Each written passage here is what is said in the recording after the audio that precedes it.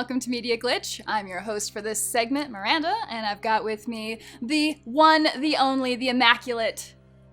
What's up, Joel VALLIE here. Ghostbuster girl, what's happening? Oh, not too much. I got to play a recent game called the Crow's Eye. The Crow's Eye? Yeah, so let's talk a little bit about that. Let's do that. So the Crow's Eye is what is it? It is a survival, haunted house horror style first-person puzzle game. And you play a character set in like the 1960s or so. You wake up in this weird medical university, trying to figure out what's going on. You have to solve various puzzles and overcome obstacles to kind of figure out the mystery of the world in here. The game is retailing for $14.99 on Steam and is currently available on Windows, Mac, and Linux. I like that flooring. Yes. That they decided that the decor of the houses look really good. The decor is probably one of its best strengths. Is that the word? Decor? Decor? Yes. Okay, good. Good job. I'm always throwing out like these words I would never use. Yeah, you hear them throughout the week. You just heard it from somewhere and you just shot. start throwing it into sentences. Yes. Right on. All right. So, a little bit of background, I guess, for the story. Like I said, you play this dude who wakes up in this medical university.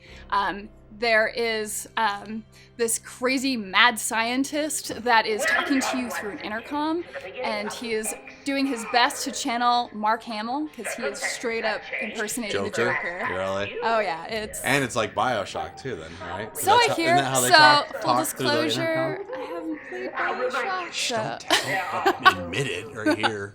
I have. So as far as that goes, the game, yes, I have heard that comparison a lot, but Okay. you play this creepy, you're in a creepy environment, and this mad scientist is sort of guiding you sort of through the world and, telling you you're part of his experiment. But it's not Mark Hamill.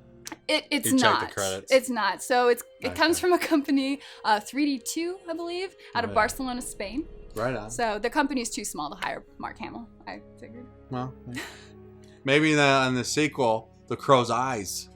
The two of them. 'Cause we I just don't know hit one that eye, this right? game is designed to so much have a sequel.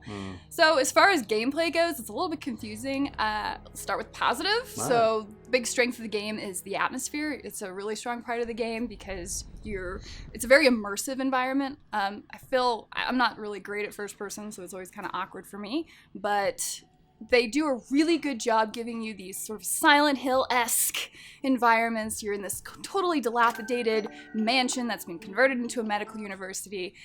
Every bit of nightmare fuel you need to kind of feel like you're in a His in a hand horror. must be hot. Oh my lord! Look how long he's been holding that His lighter. hand. So Sorry. the gameplay stuff is sort of weird, right? Because you're holding a lighter for half of it. At one point, you're holding an electromagnet. And it starts getting really kind of crazy as far as that goes. You keep hopping sort of genres. On the one hand, you're in the Silent Hill environment meets Mist environment meets Alice in Wonderland environment, and after a while, you're like, I don't know fully what's going on. It is interesting to watch. Now, of course, they sell it as a horror game. It's sort of like a psychological horror puzzle game. So that said, I mean, it's not that scary. Not scary, huh? No. I mean, this is me from my Twitch stream. I'm Actually, super I was brave. watching that. Well, why did you jump, right? So I mean, it's a little scary. Okay. For like two. What the heck was that thing that just came up? It's called a worm.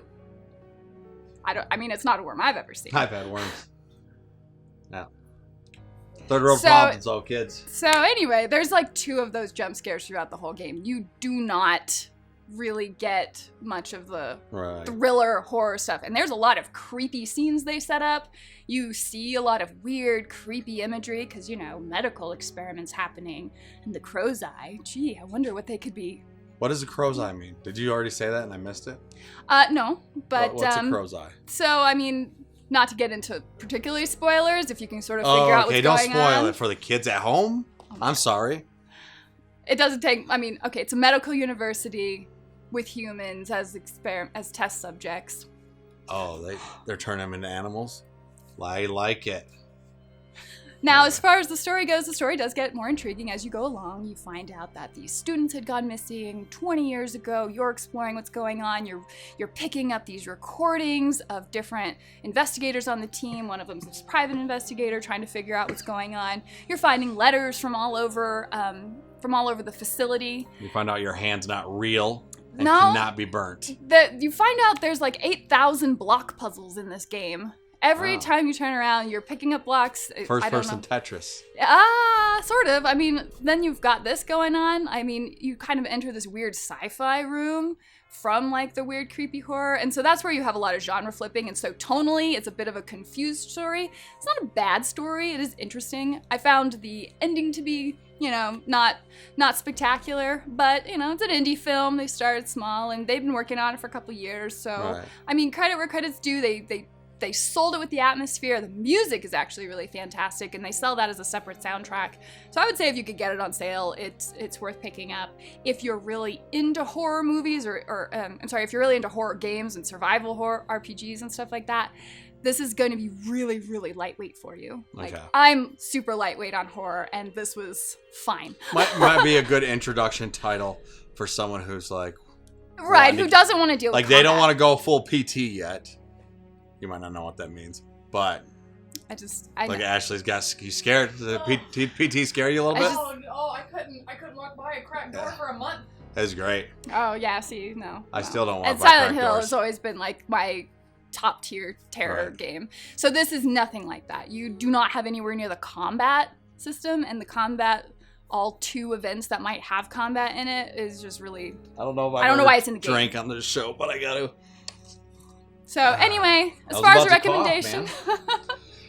I still coughed. Sorry, man. I never drink on the show. I'm sorry. Wow. Miranda, you're You're awesome. derailing my review. I know, you're Joel. awesome. I know. All right. You're great. So anyway... Tell her how great she is in the comment section, guys. If you are into atmospheric, puzzle-solving, creepy games, this is for you. It's actually a fairly passive game, and so it's not bad. If you're really more into survival, survival horror, if you're into Silent Hill, if you're into Resident Evil, this probably isn't going to be very interesting for you. So that's my 2 cents on it. Let me know what you think. Should I wrap this up? Please. if you wanna check out some of the gameplay, it might still be available on my Twitch stream. You can see that at twitch.tv/wargamergirl. You can also follow the next game I'm reviewing there.